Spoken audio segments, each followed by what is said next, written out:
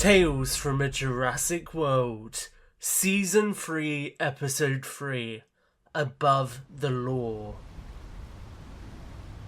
After the chaotic operation in the Netherlands, Ben Morrison was happy to once again have his feet on American soil. He was now working to help King and BioSyn Operatives across the country contain more incidents occurring with dinosaurs.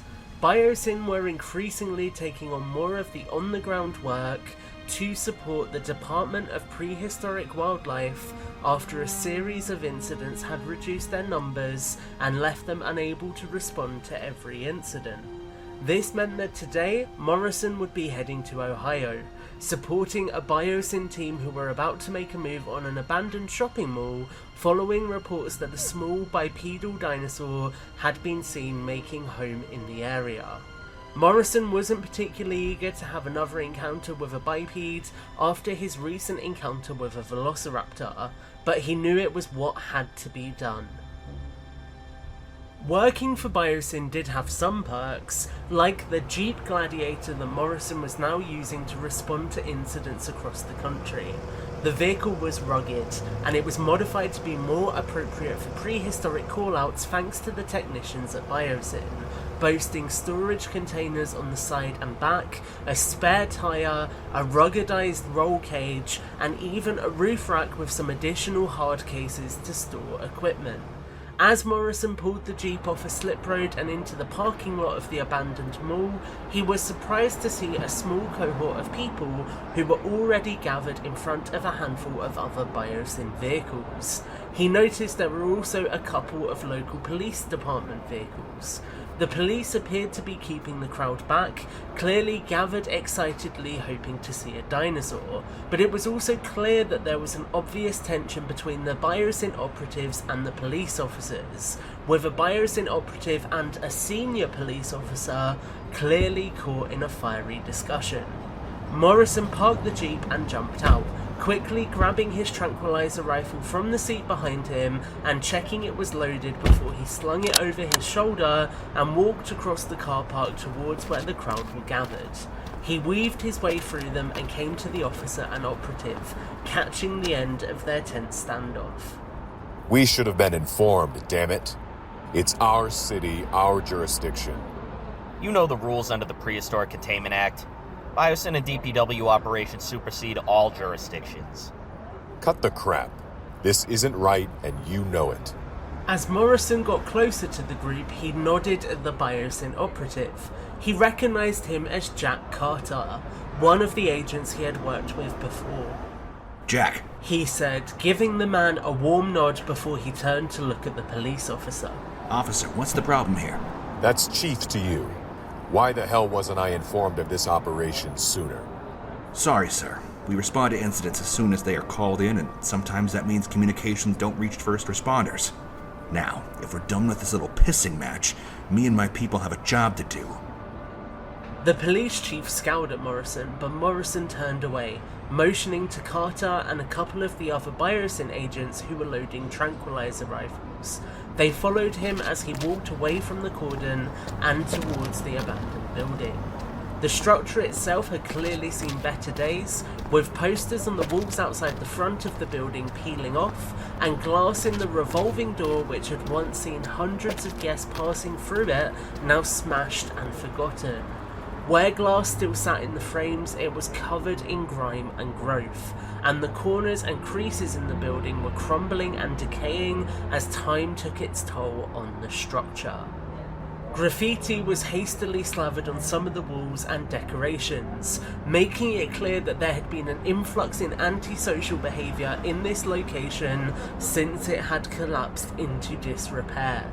The group of BioSyn operatives followed Morrison inside, glass crunching underneath their boots, and they entered the cavernous lower floor of the mall. An open space sat in front of them. Morrison raised a fist in the air, motioning for the group to pause. Jack, what do we know? Sighting is of a small bipedal animal, possibly a Compsognathus or something similar. Local people are concerned that the animal might be making its home in the structure. You saw the neighborhood. We're pretty close to residential homes. Understood. Morrison said as he tightened his grip on the tranquilizer rifle. Follow me and stay tight. We'll sweep the lower floor, and once we're happy it's clear, we'll move upstairs and do the same. Keep your eyes open. Roger that, Morrison. One of the other operatives responded. Morrison, Carter, and the two operatives slowly moved forwards. They scanned through the empty shop fronts and stores which were strewn with rubble and debris.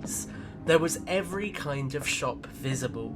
Abandoned restaurants and cafes sat, tables now gathering dust, with vegetation growing in corners, and kitchens no longer visible through circular windows which were now smeared with dirt. Clothes stores sat, hangers and shelves now empty and barren, some collapsing in places with their mirrors adorned with graffiti tags. There was even an old toy shop. Toys now strewn on the floor, and the colour and imagination which used to inhabit the space long since absent. As the group moved through the space, they kept to 360 degrees of visibility, with one of the two additional agents, a young woman, watching their back as they moved. Eventually, the group were happy that they had cleared the ground floor. We'll clear the non-public areas last. Let's move upstairs. The group proceeded to slowly pick their way up one of the long-forgotten escalators, now rusted and frozen in time. The second floor was in even worse condition than the first. Railings which had once adorned the holes in the floor which provided visibility of the floor below rusted or fallen away, and decorative banners and drapes from the ceiling of the building now hanging limply in shredded condition or fallen away entirely. As Morrison and the group swept the upper floor, they could hear a repetitive noise coming from one of the outlets and paused, raising their rifles towards the shop. You guys hear that? The woman whispered as she aimed her tranquilizer rifle at the opening. The outlet in question was a long-abandoned JCPenney. The shutter was half pulled down on the shopfront. Inside there were rows of racks which had once held clothes, but they were now empty, alongside a handful of crumpled cardboard boxes and some empty wooden shelves.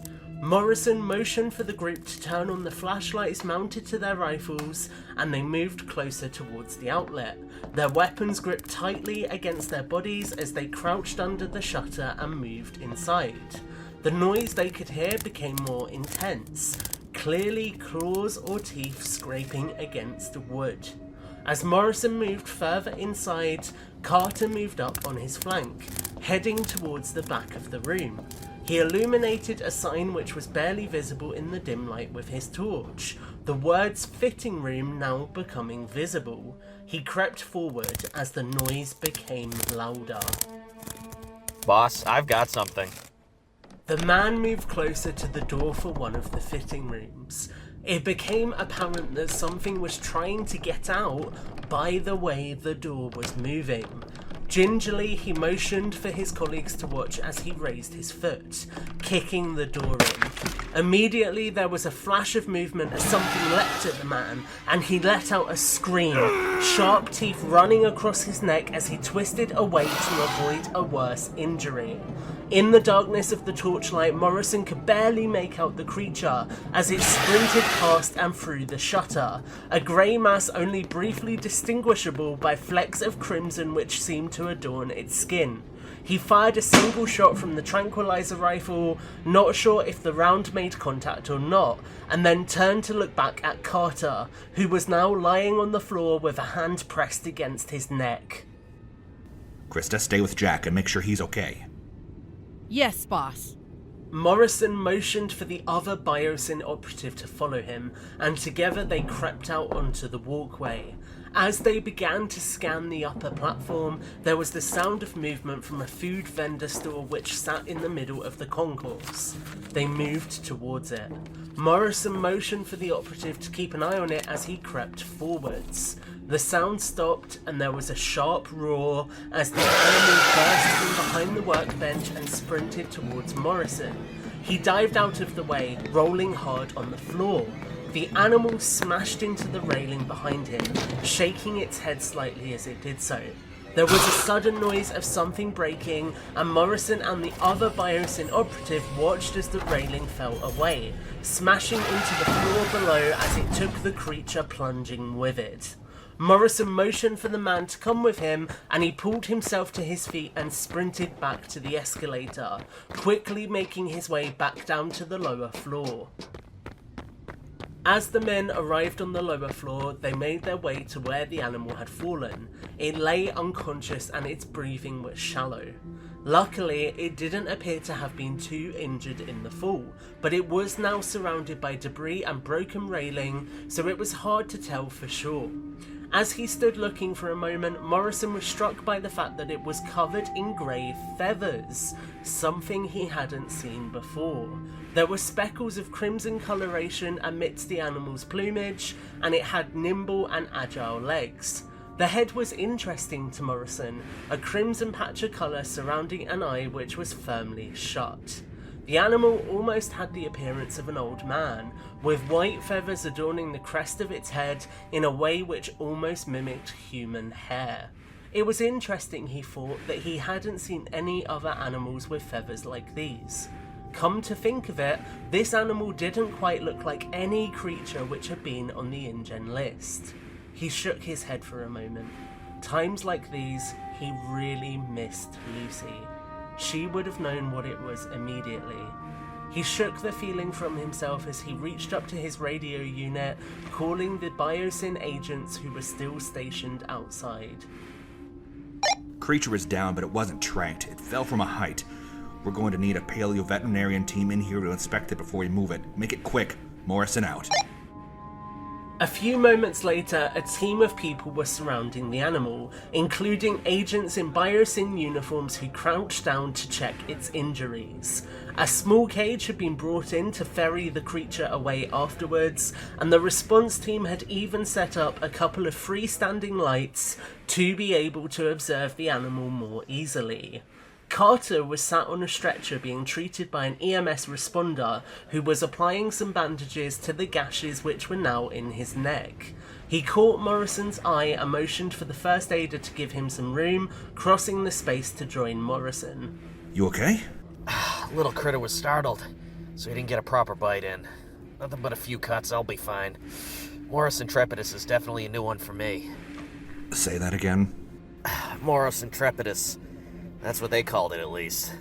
Haven't encountered one of them before. Thought it would have been a compy, like I said. Right. Morrison replied as he stroked his chin for a moment. Give me a moment, Jack. Go back to the medic and make sure you're all sorted, okay? Morrison looked at the creature one final time, and then made his way back up to the JCPenney outlet where they had encountered it. The shutter had now been raised fully, and a couple more BioSyn agents were inside looking for anything which provided a clue as to the animal's behaviour. Morrison made his way back to the room where Carter had found the creature and reached down to a pouch on his belt, removing a small ultraviolet light which he shone on the floor.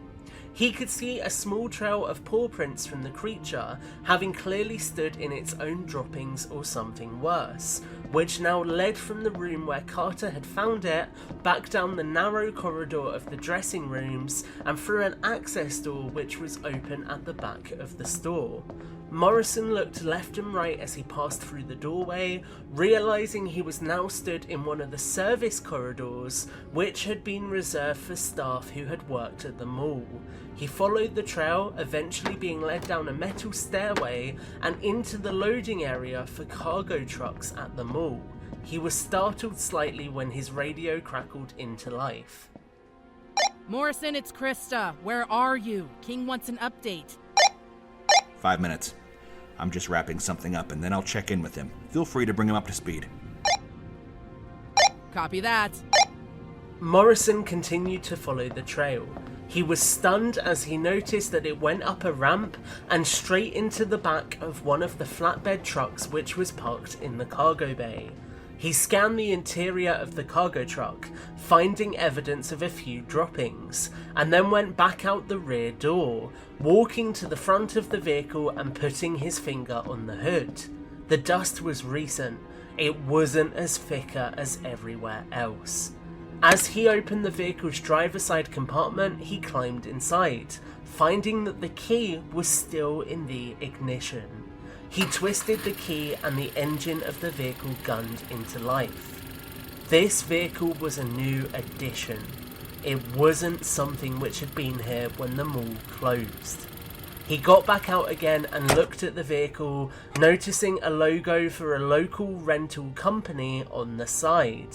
He reached down to his belt again, pulling out a notepad and writing down the company's name and the license plate before pocketing it and composing himself. He didn't want to alarm his colleagues, but it looked like somebody was releasing dinosaurs into the wild. You have been listening to Tales from a Jurassic World. Ben Morrison voiced by Jared Ransom, Police Chief voiced by Jake Dean, Jack Carter voiced by Tyler CB, Krista voiced by Faye the VA, BioSyn Operative voiced by Red Rogue, music arranged and composed by Brooks Leiby, intro and outro music performed by the famed Studio Orchestra, sound effects from Epidemic Sound. Written, created and produced by Tom Jurassic. Tales from a Jurassic World follows BioSyn as they adapt to dinosaurs in the wild.